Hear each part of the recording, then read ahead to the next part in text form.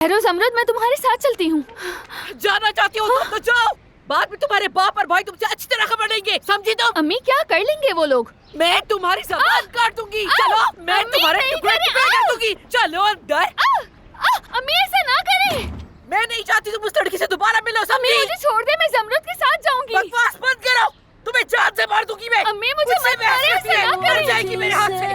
नजला खाला से मत करे। Açılır perde, düştüğüm yerde, düştüğüm yerde, derman sendedir. Düştüğüm yerde, düştüğüm yerde, derman sendedir.